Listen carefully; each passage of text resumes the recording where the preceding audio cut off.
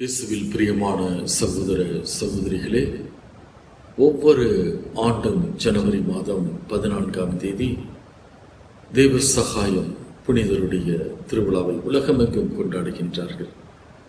இந்த புனித தமிழருக்கு மட்டும் சொந்தம் என சொல்லக்கூடாது, உலக மக்கள் அனைவருக்கும் சொந்தமானவர். தேவ சகாயம் புனிதருடைய பார்வையில் பொதுநிலையினர் யார்?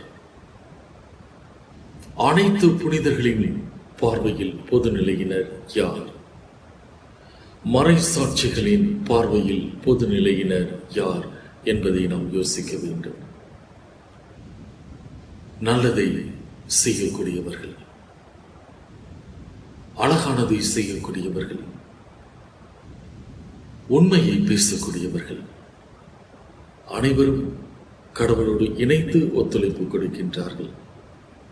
இதுதான் பொதுநிலையினருடைய முக்கியமான வேலையாக இருக்கிறது.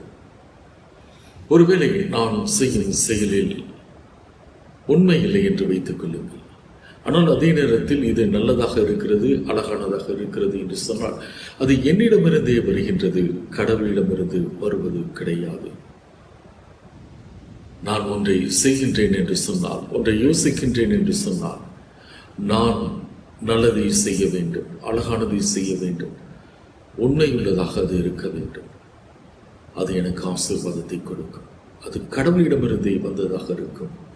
இயேசு அடிக்கடி சொல்வார், என் தந்தையிடமிருந்து கேட்டவற்றையே உங்களுக்கு நான் அறிவிக்கின்றேன். பொது நிலையினருடைய செயல்கள், யோசனைகள் அனைத்தும் நல்லதாக, அழகானதாக, உண்மையாக இருக்கும் பொழுது அது கடவுளிடமிருந்தே வருவதாக இருக்கிறது. அரிஸ்டாட்டில் சொல்வார், when two are together, they have to go in search of the transcendental third. இந்த வார்த்தையை பயன்படுத்துவார். தாமஸ் அக்வினாஸ் புனிதரும் இதை ஏற்றுக்கொள்வார். நம்முடைய திருச்சபையும் ஏற்றுக்கொள்கின்றது. இரண்டு பேர் இருக்கின்றார்கள் ஒன்றாக என்று சொன்னால், மூன்றாவது ஒன்றை அவர்கள் தேட வேண்டும். அது நல்லதாக இருக்க வேண்டும், அழகானதாக இருக்க வேண்டும், உண்மை உள்ளதாக இருக்க வேண்டும். அதே நேரத்தில் அதை நாம் பார்க்க முடியாது, தொட முடியாது, ஆனால் உணர முடியும். கடவுள், அன்பு, இரக்கம், பாசம், இவை அனைத்தும் இப்படிதான். இரண்டு பேர் சேர்ந்து இருக்கும் பொழுது அன்பை தேட வேண்டும். அன்பை நாம் தொட முடியாது, அன்பை நாம் உணர முடியும். இரண்டு பேர் ஒன்றாக இருக்கும் பொழுது மூன்றாவது ஒன்றை நாம் தேட வேண்டும். Transcendental third. இவற்றை செய்யும் பொழுது நாம் நம்முடைய திருச்சபைக்கு நிறைய பங்கு அளிக்கின்றோம், நல்லதை செய்கின்றோம். கடவுளின் திட்டம் இந்த உலகத்தில் நிறைவேற நாம் உதவி செய்கின்றோம். பொதுநிலையினர் அனைவருக்கும் தாழ்ச்சி வேண்டும். கடவுள் செய்ய வேண்டியவற்றை கடவுள் செய்வார், நான் செய்ய வேண்டியவற்றை நான் செய்ய வேண்டும். இந்த ஒரு மனப்பக்குவம் இருக்க வேண்டும். இல்லை இல்லை, நான் தான் தண்ணீரை திராட்சை ரசமாக மாற்றுவேன், நான் இந்த ஆலயத்திற்கு உழைத்திருக்கின்றேன், நான் சொல்வதை எல்லோரும் கேட்க வேண்டும் என்று சொல்வது தவறு. இது எனது ஆலயம். பங்குசாமியார் 3 வருஷம் வருவார், போயிடுவார், 5 வருஷம் இருப்பார், போயிடுவார். இந்த வார்த்தைகள் எல்லாம் தவிர்க்கப்பட வேண்டும். நாம் யார் என தெரிந்து கொள்ள வேண்டும். Cooperate with the grace of God. கடவுளின் இரக்கத்தோடு ஒத்துழைப்பு கொடுக்கின்றவர்கள் தான் பொதுநிலையினர்.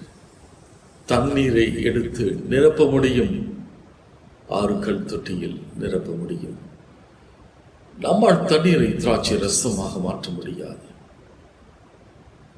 நாம் செய்யும் வேலையை செய்யும் பொழுது கடவுள் செய்யும் வேலையை கடவுள் செய்வார். நாம் இதற்கு தயாராக இருக்க வேண்டும். இருக்கிறோமா? கல்லை மட்டும்தான் அகற்ற முடியும். லாசர் கல்லறை முன்பாக நம்மால் உயிரை கொடுக்க முடியாது. ஆனால் நான் சொல்வதுதான், எனது திட்டம் நிறைவேற வேண்டும் என்று சொல்லும் பொழுது, என் சத்தம் கேட்கப்பட வேண்டும் என்று சொல்லும் பொழுது நான் கடவுளாக மாறி போய் விடுகின்றேன். கல்லை நகர்த்துவதற்கு பதிலாக, தண்ணீரை ஊற்றுவதற்கு பதிலாக நான் திராட்சை ரசமாக மாற்றுகின்றேன் என்று சொல்கின்றேன். நான் உயிரை கொடுக்கின்றேன் என்று சொல்கின்றேன். நம்முடைய வேலை தண்ணீர் ஊற்றுவது மற்றும் கல்லை நகற்றுவதுதான்.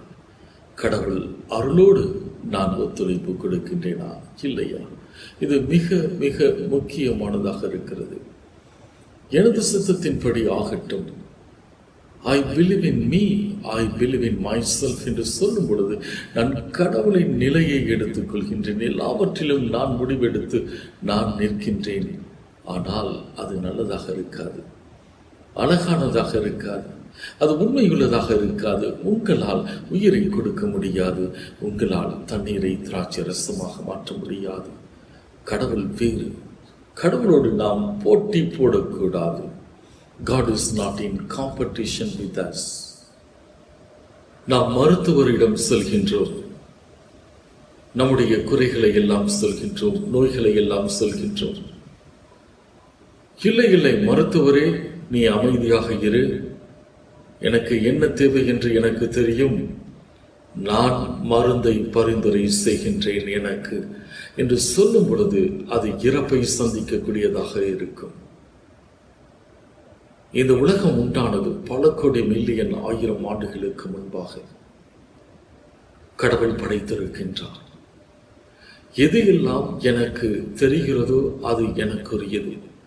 கடவுள் அதில் தலையிட மாட்டார். எது எல்லாம் எனக்கு தெரியாததோ அது கடவுளுக்கு சொந்தமானது. மருத்துவரிடம் சென்று இல்லை இல்லை நான் முடிவு செய்கின்றேன், எனக்கு தெரியும் என்று சொல்வது தவறு. தெரியாத ஒன்றை கடவுள் நமக்கு வெளிப்படுத்துகின்றார். இறப்பு, நான் இறந்த பிறகு எனக்கு என்ன நடக்கும் என்று எனக்கு தெரியாது. கடவுள் தான் வெளிப்படுத்துகின்றார். மருத்துவர் தான் எனக்கு மருந்து மாத்திரை ஊசி போடுகின்றார், கொடுக்கின்றார். ஆப்ஜெக்டிவ் ட்ரூத் வெளியிலிருந்து வருவது மிக முக்கியமானது. என்னை படைத்திருக்கின்றார் கடவுள். இறப்பு எப்படி இருக்கும் என்று அவருக்கு தெரியும். அதை எனக்கு வெளிப்படுத்தும் பொழுது நான் ஏற்றுக்கொள்கின்றேனா? நிறைய தெரியாது நமக்கு. திருச்சபை சொல்லும் பொழுது, பெரியவர்கள் சொல்லும் பொழுது, அனுபவம் மிக்க நல்லவர்கள் சொல்லும் பொழுது, அழகானதை செய்யக்கூடியவர்கள், உண்மையை பேசக்கூடியவர்கள் சொல்லும் பொழுது நமது மனம் திறந்து அதை ஏற்றுக்கொள்ள வேண்டும்.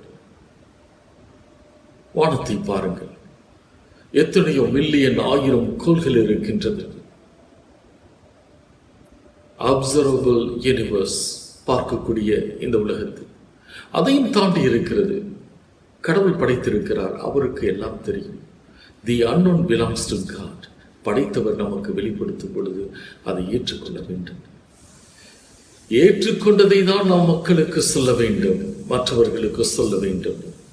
பொது நிலையினுடைய முக்கியமான பணி இதுதான். திருச்சபை சொல்வதை கேட்க வேண்டும். இயேசு எதை விரும்புகின்றாரோ அதை திருத்தந்தை லியோ கேட்க வேண்டும். அதற்கு கீழ்ப்படிய வேண்டும், அதன்படி நடக்க வேண்டும், கேட்கக்கூடிய மனநிலையை பெற்றிருக்க வேண்டும். கடவுள் நமக்கு உதவி செய்யும் பொழுது இறுக்கமாக பிடித்துக் கொள்ள வேண்டும். அவர் நினைப்பதை தான் ஆயர்கள் செய்ய வேண்டும். ஆயர்கள் நினைப்பதை தான் குருக்கள் செய்ய வேண்டும். குருக்கள் என்ன நினைக்கின்றார்களோ அதை தான் பொது நிலையினர் செய்ய வேண்டும்.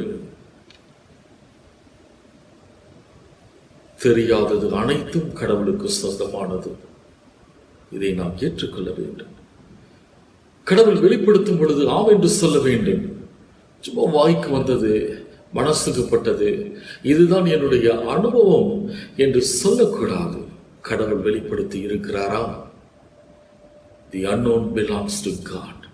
அதை நாம் சொல்ல வேண்டும், அதை செயல்படுத்த வேண்டும். நம்முடைய திருச்சபையில் குருக்களோடு நீங்கள் ஒத்துழைப்பு கொடுக்க வேண்டும், கடவுளோடு ஒத்துழைப்பு கொடுக்க வேண்டும், கடவுளின் அருளோடு நாம் ஒத்துழைப்பு கொடுக்க வேண்டும். இயேசு சிலுவையில் கொலை செய்யப்பட்டார். தேவ சகாயம் பிள்ளையும் கொலை செய்யப்பட்டார். சிலுவையில் அறைகின்ற மெஸ்ஸியாவை குறித்தே நான் பெருமை பாராட்டுவேன். பவுலடிகளார் சொன்னார், சிலுவையை பாருங்கள், உங்களை பார்க்கலாம், நீங்கள் செய்த பாவங்கள் அனைத்தையும் பார்க்கலாம். காட்டிக் கொடுப்பது, மறுதலிப்பது, ஏமாற்றுவது, உலகத்தில் இருக்கிற எல்லா பாவங்களையும் அந்த சிலுவையில் பார்க்கலாம். அதே நேரத்தில் கடவுளின் மன்னிப்பையும் நாம் பார்க்க முடியும். சிலுவையில் தான் நாம் செய்த பாவங்களும் கடவுளின் இரக்கமும் ஒன்றாக சேருகின்றது. அந்த இடத்தில் தான் கிறிஸ்தவம் உண்டானது. அந்த இடத்தில் தான் கடவுள் தன்னை முழுமையாக இந்த உலகத்திற்கு வெளிப்படுத்தினார். சிலுவையில் அறைகின்ற மெஸ்ஸியாவை குறித்து நாம் பெருமை பாராட்டுவோம். நாம் செய்கின்ற ஒவ்வொரு செயலும் நல்லதாக இருக்க வேண்டும், அழகானதாக இருக்க வேண்டும், உண்மையானதாக இருக்க வேண்டும். அப்பொழுதுதான் தெய்வ சகாயம் எதற்காக உயிரை கொடுத்தாரோ அதற்கு ஒரு அர்த்தம் இருக்கிறது.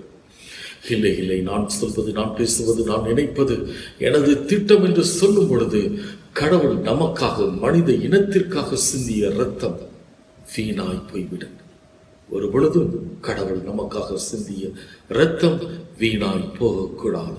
கடவுளுடைய ஆசீர்வாதம் இந்த புனித நாளில், புனித சகாயம், தேவ சகாயம் அவருடைய நாளில் உங்களுக்கும் உங்கள் குடும்பத்திற்கும் இருப்பதாக கடவுள் உங்களை ஆசீர்வதிக்கட்டும்.